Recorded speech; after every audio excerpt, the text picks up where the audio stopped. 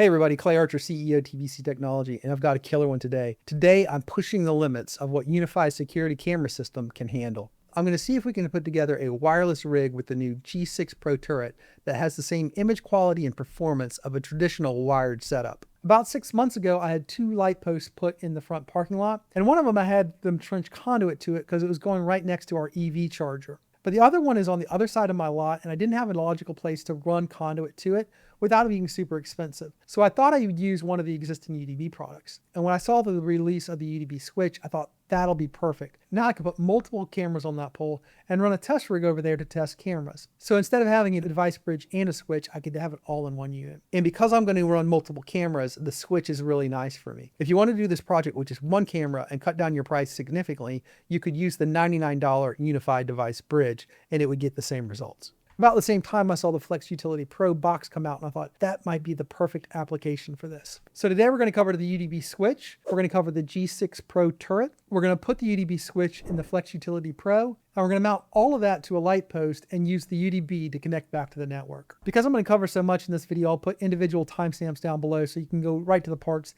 that you want to see. So let's jump right into it. I started filming the UDB Switch as an individual video. So we'll jump right into that footage where I do the unboxing and get it adopted. And then we'll come back and do the unboxing of the Flex Utility Switch and the G6 Pro turret. So for the unboxing, this is typical, beautiful, unified packaging. And for the most part, there's nothing that really differentiates this switch from any other switch. You'll see it's got regular mounting hardware with the little plate on the back, just the regular ports. Comes with a power adapter, a little wall mounting bracket, the leveling template, and what looks to be just a regular 8-port switch. It does have the nice little display. Looks very similar to what you will see on a UCG fiber. Just a nice little Unifi unit. It looks like any of their other switches. So with that, let's go ahead and jump into the software real quick. So you can see I already had Daniel plug it in at his desk, and it is already showed up here as UDB Switch, and I can click here to adopt it. All right, so this is Future Clay here, and I'm going to unravel the curtain behind the YouTube creation.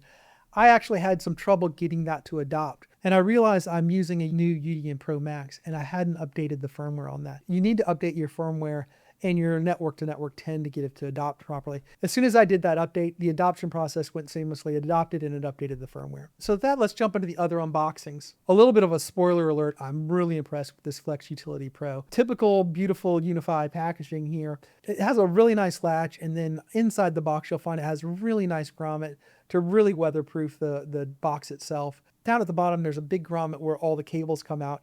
A really nice design, really simple, beautiful box here. On the back side of the box, you'll see that there's a slot that if you're going to mount it, the included pole mount will just slot right on it. And we'll see that a little bit later during our installation phase. Also included in the box, and this is brilliant. I'm gonna call these breadboards because they look like little electronic breadboards, but they are these 2 plates that mount at different levels inside of the box itself, and you can screw things to them. So what you're able to do is mount your cabling and get that all organized on the back plate, and then mount the switch itself to the front plate and then cinch them both down. It really is a beautiful design. I'm really impressed with this box. It also comes with that pole mount, and it comes with a leveling kit, hardware, and a hose clamp. And we'll get a little bit more into that when we mount it. Same thing with the G6 Pro turret. The camera itself is a little bit larger. It's more like the AI turret. But if you've seen the other turrets, you'll be very familiar with the construction of this unit. It comes with the same pigtail of all the other turrets. It also has access for a micro SD card for edge recording, and the base plate has that same little slot in it to put the pigtail through it and to act as a lanyard. And beyond that, it has the little metal mounting plate if you're going to mount it in a hung ceiling. It also comes with a little screwdriver and the grommet kit to weatherproof the little dongle when you're going to mount it outdoors. I'm going to jump into store.ui.com real quick just to go over the highlights of the different pieces of hardware here. You can see I've got the G6 Pro turret up against the G6 turret and the AI turret, and it is $479 versus the $399 for the AI turret and the $199 for the G6 turret. And like I mentioned before, it is kind of the same form factor as that AI turret, which is a little bit bigger than the G6 turret. The IR night vision is very similar to the AI turrets and a little bit better than the G6 turrets. One of the big differentiators here with the G6 Pro turret, though, is going to be the 2.36 times optical zoom. And you do not get that with either of the other models. You're getting all the same detections, and you're a little bit wider at wide. You're 113 degrees versus 109 on the others. And obviously you get the more zoomed in aspect ratio of the tele. Like the AI turret, you're getting 2A audio on the G6 Pro turret, but you're not quite getting the tamper resistance that you are on the AI turret. Basically, the difference between IK04 and IK08 is kind of your impact resistance here. You're going to be able to, if you're in an area where it's going to maybe get vandalized, the AI turret will take more of a beating than the G6 Pro turret or the G6 turret for that matter. You can see the different mounting options, but the main other difference you're going to see in real world applications is this larger sensor size. So it's got the 1/1.2 inch 8 megapixel sensor versus the 1/1.8 inch megapixel sensor in both the G6 turret and the AI turret. You can see its power consumption fills right in the middle there, and it is PoE plus, just like the AI turret. And the rest of it, they're all very similar. So the main selling point here is going to be, do you need the optical zoom and do you need the larger sensor? Really quickly while we're here, I'll just jump into the device bridge real quick. It's $299. It's a compact PoE plus switch with one 10 gigabit Ethernet port and 7 2.5 gigabit Ethernet ports, and 6 gigahertz ready Wi-Fi 7 bridging integration for seamless, high capacity wireless uplink to Unifi Wi-Fi. I'm really excited about this switch. This switch is going to be perfect for those spots where you want several devices, but you're not able to get a Cat6 cable run to them. For us, the majority of our installs are in dental offices, and I've had a dime for every dental office built in 1965 that has no attic and no basement, and you have to get a wire run from one end of the office to the other. This is the perfect device for that. So let's just say you have a front desk area or a clinical area where you need to run 4 or 5 devices, but you can't get a Cat6 cable there. This will be perfect for it. I can also see if you have a shed or a detached garage or a barn or an outhouse somewhere that you really wanted some connectivity to, but you didn't want to trench and run cable to. This will be perfect for those installations. And this use case that we're doing today is a perfect example. To trench to the other side of my parking lot would probably be several $1,000s, and it's just not necessary to run 4 or 5 cameras over there. So I was super excited when this came available. And I think the perfect accessory to go with it is this Flex Utility Pro box. I can't tell you how good a value I think this is for $59.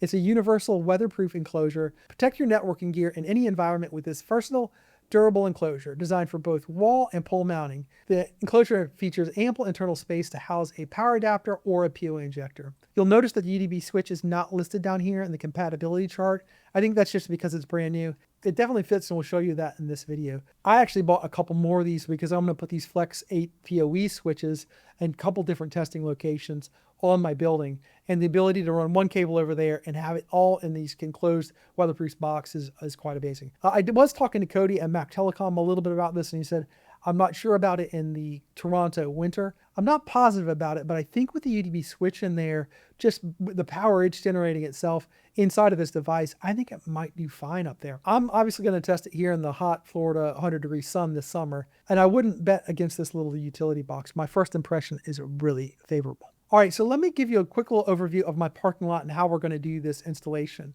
I have these 2 new light posts right here and one here and one here.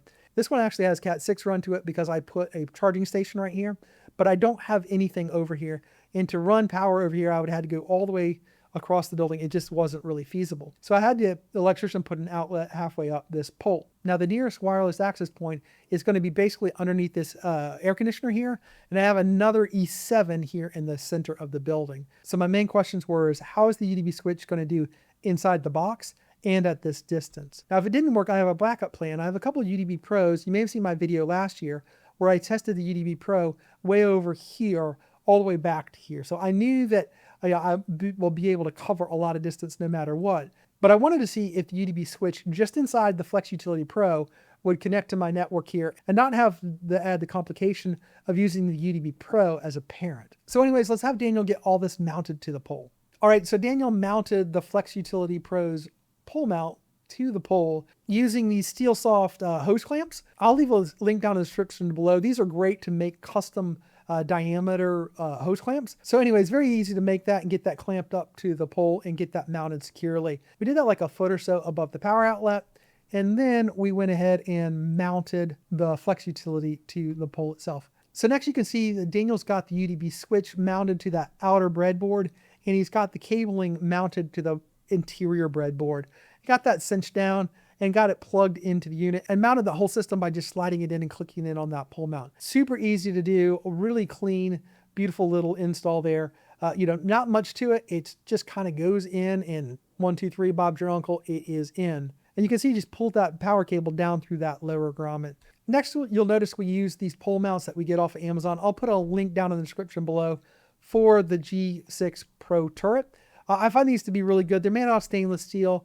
You can put up to 3 clamps on them. So if you're mounting something super heavy, they really do a good job of that. For the G6 Pro turret, they might be a little bit overkill, but they make it really easy to center up everything and get it mounted really nicely. As you can see here that Daniel's got the G6 Pro turret mounted to it, and he's just using that metal backing plate to secure it down. Honorable mention here, you are seeing some footage from the AI PTZ Precision.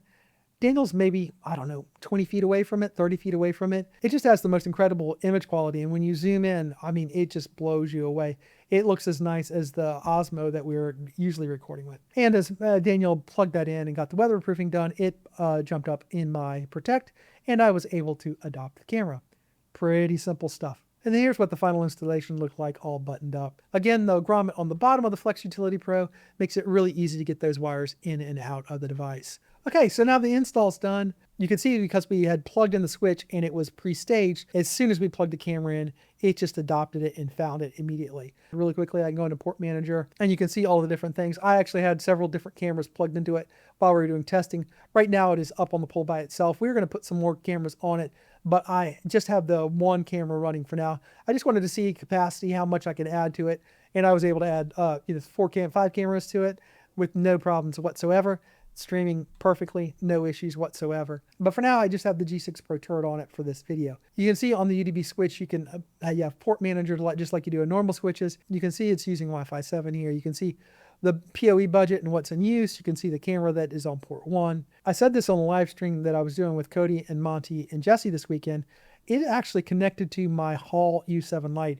It didn't connect to the E7 in the middle of my building. This is an inexpensive U7 light and it's running full tilt on that device. So you don't necessarily need to overbuild this. I was prepared to use the UDB Pro or my E7, and it ended up just liking my U7 Lite that is, it's not that far from it, but running perfectly with that unit. So anyways, you can see here the history of it, and under settings, you can rename it. The radios, it's got that mesh connect. You can use multiple power adapters. I'm using the 60 watt that came with it. You can do your normal network overriding here and change the brightness and everything. I will tell you, I just used it as it came out of the box. It just immediately worked. There was no fussing with it. Only caveat I will tell you is update the firmware on your gateway and update to the latest network release. I was not on 10 and it did give me some grief until I updated to network 10. So anyways, that's the UDB real quick. Let's jump into the G6 Pro turret and see what it looks like during the day. Pretty miserable weather out there today, but you can see here I've got the AI PTZ Precision. I've got the G6 Pro turret that's now on that lamppost, and I've got the PTZ Industrial here. So if I go in here and I look at it, let me go ahead and turn this on to high quality. You can see this is just a really, really nice image. I also have the ability here to zoom. That's going to be one of your big features here. Now, obviously where I am in this parking lot, I probably wouldn't go all the way in. But if I wanted to do a little bit better license plate detection here, I could zoom in a little bit. And the more I zoom in there, the better my detections are going to be. Now, I wouldn't assume that I'm going to get a detection when he leaves here in a minute. That's pretty far for a turret to get there. Ultimately, I'm going to have another camera on the other light post. And if you're interested in that video, please make sure you like and subscribe. We're going to put the AI LPR there facing as people leave the office, but it's going to be another light pole mounting video. But you can see here, it just is really crisp and clear and does a great job. So I'm going to do a couple things here. First off, we will go ahead and I'll turn on the sound here. And I will turn up my volume on the computer here.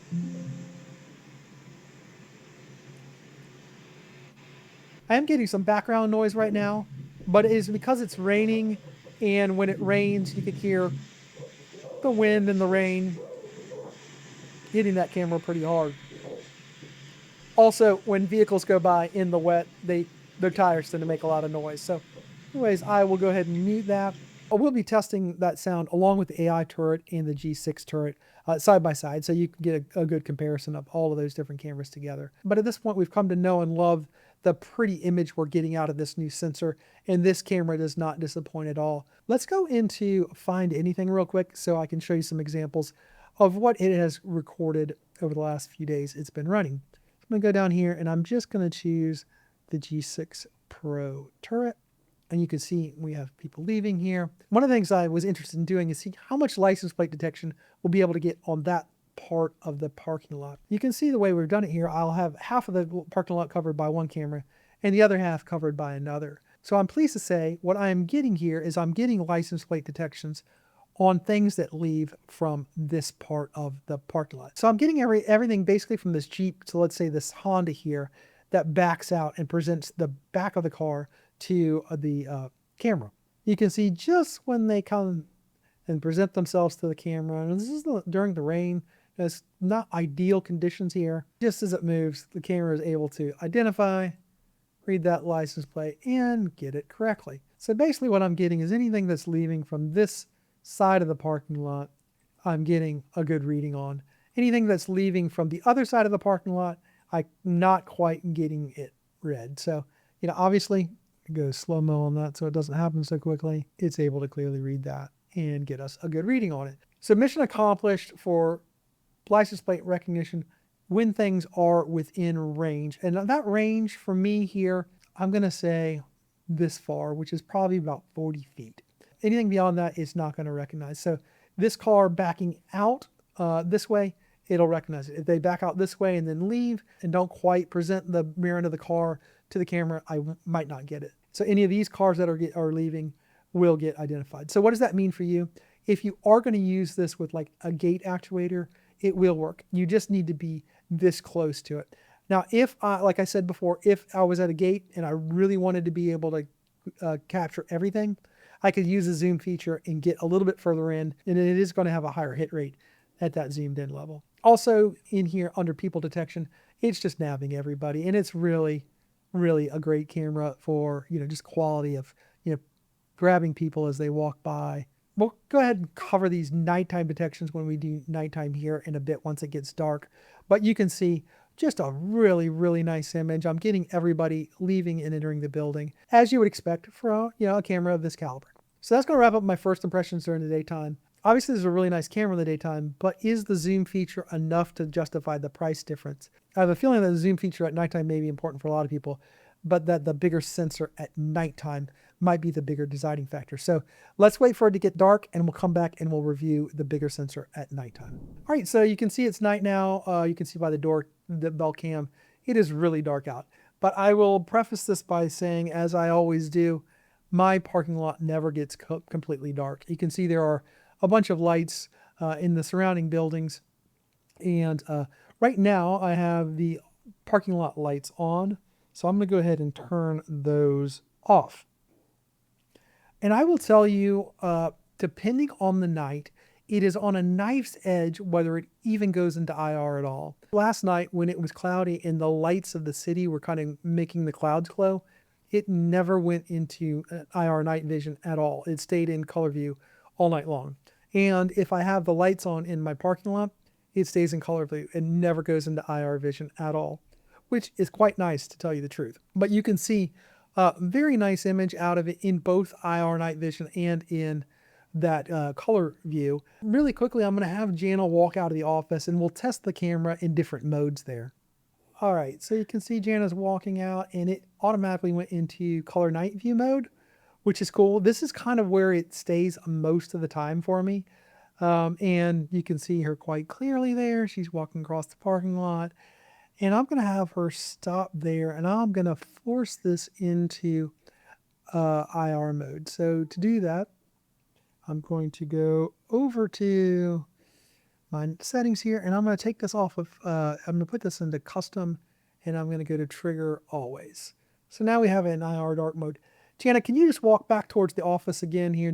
So there she goes. You can see her quite clearly. And last but not least, I'm going to turn on the lights again in the parking lot. I'm going to put this back into auto real quick. So I'm going to click this on auto. So we'll turn on the far one. You can see that pop on and we'll turn on the closer one.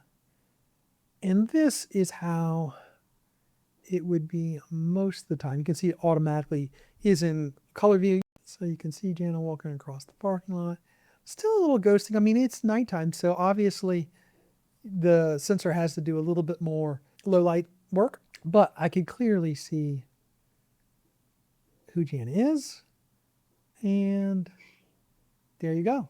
You can see this is a really nice IR image. It's crisp and clear, and you can see everything in here. You can see a lot of detail. It is a really nice image.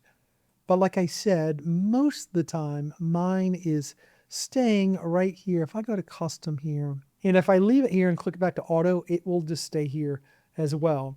But in our parking lot, which is going to be typical of most people's parking lots, you're going to have even more lighting. So I'm going to turn back on. But you can see just like compared to this AI turret at the front door, which is an amazing camera, just a little bit crisper. Obviously, you're in different situations here, but this sensor is not this light out. You can see in the sky here, it looks like there's some glow in the sky. If you were out in the parking lot, that glow is not really there. Really impressive performance in low light, just like all of the other G6 Pro cameras that I've looked at so far. You can even just see the detail in the brick here. Just, really, really nice image here. So with that, let's wrap this project up and talk about all of the equipment and who it's for. First and foremost, obviously, you're all going to call me a Unifi homer on this one, but two of these products really stood out to me. The Flex Utility Pro is an incredible little utility box. I'm over the moon on how easy that went in, how nice the installation is, how I feel like it's going to hold up over time. Time will tell on it, and I will, if there's any issues with it, I'll certainly report here, but I am over the moon with that. For the price, I think that's a no-brainer. If you need a little utility box, go get one. They're amazing. Second of all, the UDB Switch is an incredible device. The cost for us to run a simple Cat6 cable pre-construction is $175. So if there is a spot where I could save having to do that, or having to put one where it's impossible to run one, or like in this case where trenching to it would have been thousands of dollars, it just is a no-brainer. Other than me not updating the firmware, this thing just jumped on without a hitch, zero config, just found my network, just adopted, just transferring multiple cameras, full bandwidth. It went into the Flex Utility Box Pro, and it didn't affect its transfer rates or anything. It is just a really nice device. So if you have a shed or a detached garage or an outhouse somewhere, or you have a building or house where it's impossible to get from one side to the other, or that it's not worth the time and energy to run a cable through the attic or the basement or trench, this is an incredible cheat code, and I have a feeling they will have trouble keeping this in stock. And I'm really excited that they're building out this line. As an installer, it makes our life much easier that we have options when we run into these difficult situations. Finally, the G6 Pro turret. This is another amazing product, but it's harder for me to say this is a slam dunk. There are going to be use cases where this is the right camera for you. If you are in ultra low light, I think this is going to beat any other sensor, just like the other larger sensors have for me so far in this G6 Pro line. It is an incredible sensor in low light, and I think it makes a big difference. I also think that certain instances where you need a little bit of zoom, if you're going to try and do LPR to gate or something, and that little bit of zoom is going to be the difference between 100% accuracy and something less than that, I think this is a no-brainer. But if you don't need optical zoom, and low light performance isn't at the top of your list, the AI turret or the G6 turret may be better options for you. The right tool is the right tool for you in the right situation. All right, so that's it. There'll be affiliate links for everything we use down in the description below. If you have any questions or comments, please put those down below as well. As always, please like and subscribe, and we'll see you guys in the next video.